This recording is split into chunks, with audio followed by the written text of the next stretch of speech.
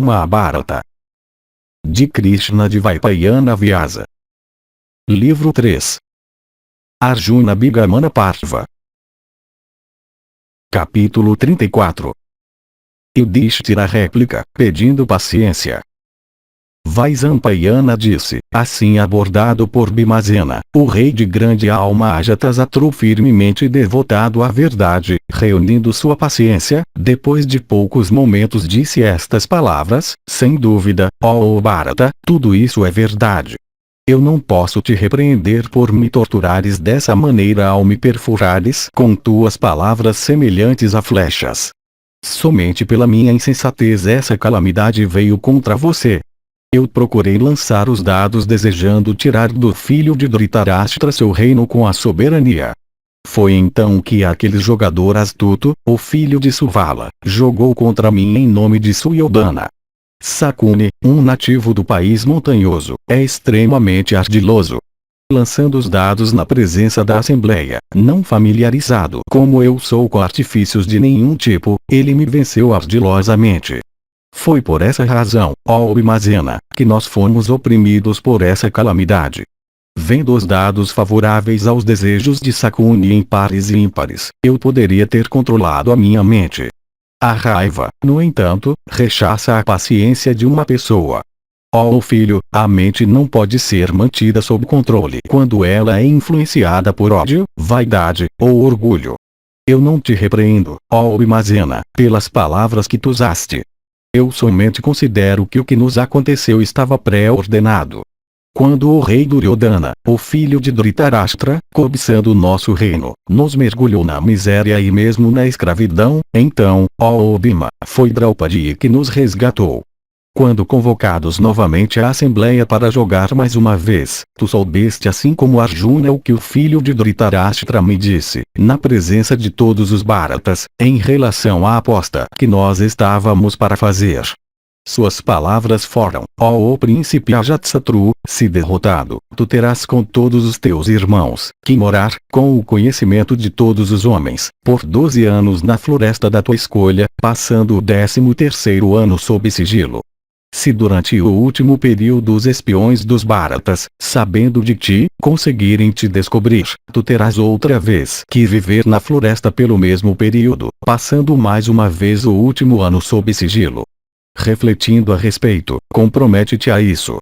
Em relação a mim mesmo, eu prometo realmente nesta Assembleia dos Kuros, que se tu puderes passar esse período confundindo os meus espiões e não descoberto por eles, então, ó Bharata, este reino dos 5 rios será teu novamente. Nós também, ó Bharata, se derrotados por ti, iremos, todos nós, abandonando toda a nossa riqueza, passar o mesmo período, segundo as mesmas regras. Assim abordado pelo príncipe, eu respondi a ele no meio de todos os Kuros, que assim seja. O jogo infame então começou. Nós fomos vencidos e fomos exilados. É por isso que nós estamos vagando miseravelmente por diferentes regiões cobertas de árvores cheias de desconforto. Suyoddhana, no entanto, ainda descontente, se entregou à raiva, incitou os Kuros como também aqueles sob o seu domínio a expressarem sua alegria pela nossa desgraça. Tendo feito esse acordo na presença de todos os homens bons, quem ousaria quebrá-lo por causa de um reino sobre a terra? Para uma pessoa respeitável, eu penso, a própria morte é mais leve do que a aquisição de soberania por meio de um ato de transgressão. No momento do jogo, tu desejaste queimar as minhas mãos. Tu foste impedido por Arjuna, e consequentemente tu só apertaste as tuas próprias mãos. Se tu pudesses fazer o que tu desejavas, essa calamidade poderia nos acontecer. Consciente da tua bravura, porque tu, ó Bhima, não falaste dessa maneira antes de nós entrarmos em tal acordo. Dominado pela consequência do nosso compromisso, e o próprio momento tendo passado, qual é a utilidade de tu dirigires a mim essas palavras duras? Ó Bhima, é minha grande dor que nós não pudéssemos fazer nada, mesmo vendo Draupadi perseguida daquela maneira. O meu coração queima como se eu tivesse bebido algum líquido venenoso. Tendo, no entanto, dado aquela garantia no meio dos heróis Kuru, eu não posso violá-la agora. Espera, ó Bhima, pela volta dos nossos melhores dias, como o espalhador de sementes esperando pela colheita. Quando alguém que foi prejudicado primeiro consegue se vingar sobre seu inimigo em um tempo quando a inimizade do último deu frutos e flores, ele é considerado como tendo realizado uma coisa grandiosa por sua coragem. Tal pessoa corajosa ganha fama eterna. Tal homem obtém grande prosperidade. Seus inimigos se curvam a ele, e seus amigos se reúnem ao redor dele, como os celestiais se agrupando em volta de Indra por proteção. Mas saibas, ó Bhima, que a minha promessa nunca pode ser falsa. Eu considero a virtude como superior à própria vida e um estado abençoado de existência celeste. Reino, filhos, fama, riqueza, todos esses não alcançam nem mesmo 1/16 parte da verdade. Capítulo 35. Bhima, ainda zangado, incita a ação. Bhima disse, ó rei, insubstancial como tu és como espuma, instável como uma fruta, caindo quando madura, dependente do tempo, imortal, tendo entrado em um acordo em relação ao tempo, que é infinito e imensurável, rápido como uma flecha ou fluente como um rio, e carregando tudo à sua frente como a própria morte, como tu podes considerá-lo como disponível para ti? Como, ó filho de Kunti, pode esperar aquele cuja vida é encurtada a todo momento, assim como uma quantidade de colírio que é diminuída cada vez que um grão é pego pela agulha? Somente aquele cuja vida é ilimitada ou que sabe com certeza qual é o período de sua vida, e que conhece o futuro como se ele estivesse diante de seus olhos, pode de fato esperar pela chegada de um momento esperado. Se nós esperarmos, ó rei, por 13 anos, esse período, diminuindo as nossas vidas, nos levará para mais perto da morte. A morte sem dúvida alcança toda criatura que tem uma existência corpórea. Portanto, nós devemos nos esforçar pela posse do nosso reino antes de morrermos. Aquele que falha em obter fama, por fracassar em castigar seus inimigos, é como uma coisa impura. Ele é um peso inútil sobre a terra, como um touro incapacitado e perece de modo inglório. O homem que, desprovido de força e coragem, não castiga seus inimigos, vive em vão. Eu considero tal homem como de nascimento inferior. A tua mão pode derramar ouro, tua fama se espalha sobre a terra inteira, matando teus inimigos. Portanto, em batalha, desfruta da riqueza adquirida pelo poder das tuas armas. Ó repressor de todos os inimigos, ó rei, se um homem matando seu ofensor vai no mesmo dia para o inferno, aquele inferno se torna o céu para ele. Ó rei, a dor que alguém sente em ter que suprimir sua cólera é mais ardente do que o próprio fogo. Mesmo agora eu queimo com ela e não posso dormir de dia ou de noite. Este filho de Prita, chamado Vibatsu, é principal em puxar a corda do arco. Ele certamente queima de angústia, embora ele viva aqui como um leão em sua toca. Ele que deseja matar sem ajuda todos os manejadores de arco sobre a terra reprime a ira que se ergue em seu peito, como um elefante poderoso. Nakula, Sahadeva, e a idosa Kunti, aquela mãe de heróis, estão todos calados, desejando te agradar. E todos os nossos amigos, junto com os Sanjayas, igualmente desejam te agradar.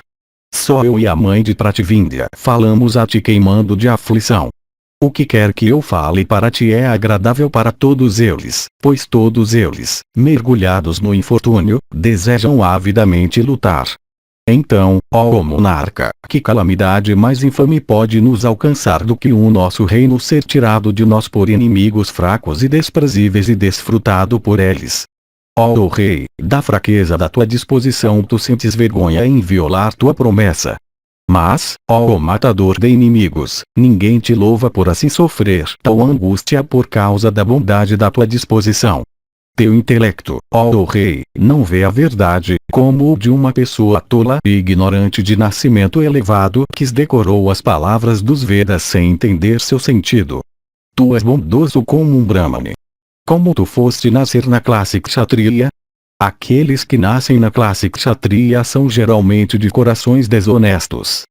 tu ouviste, recitados, os deveres dos reis, como promulgados por Mano, repletos de maldade e deslealdade e preceitos opostos à tranquilidade e virtude. Porque tu então, ó rei, perdoas os filhos perversos de Dhritarashtra? Tu tens inteligência, coragem, erudição e nascimento elevado. Porque tu então, ó tigre entre homens, ages em relação aos teus deveres como uma cobra enorme que é desprovida de movimento. Ó filho de Kunti, aquele que deseja nos ocultar somente deseja ocultar as montanhas de Himavat por meio de um punhado de grama. Ó filho de Prita, conhecido como tu és pela terra inteira, tu não serás capaz de viver escondido, como o sol que nunca pode percorrer o céu despercebido pelos homens. Como uma árvore grande em uma região bem irrigada, com ramos e flores e folhas espalhados, ou como o elefante de Indra, como Jishnu viverá desconhecido. Como também esses meninos, os irmãos Nakula e Sahadeva, iguais a um par de leões jovens, poderão viver em segredo? Como, ó o filho de Prita, Krishna, a filha de Drupada, a princesa e mãe de heróis, de atos virtuosos e conhecida por todo o mundo, viverá oculta? A mim também, todos conhecem desde a minha infância. Eu não vejo como eu posso viver desconhecido. Isso seria como procurar esconder as imensas montanhas de Meru. Então, além disso, muitos reis foram expulsos por nós de seu reino. Aqueles reis e príncipes todos seguirão o filho mau de Dhritarashtra, pois roubados e exilados por nós eles ainda não se tornaram amistosos. Desejando fazer o bem para Dhritarashtra, eles sem dúvida procurarão nos ferir. Eles certamente colocarão contra nós numerosos espiões disfarçados. Se eles nos descobrirem e relatarem seu descobrimento, um grande perigo nos alcançará. Nós já vivemos nas florestas por 13 meses inteiros. Considera-os, ó rei, por sua duração, como 13 anos. Os sábios dizem que um mês é um substituto para um ano, como a erva cozida e mantida em conserva é considerada como um substituto para o soma. Ou, se tu quebrares a tua promessa, ó rei, tu podes te livrar desse pecado por oferecer comida saborosa para um touro pacífico que carrega fardos sagrados.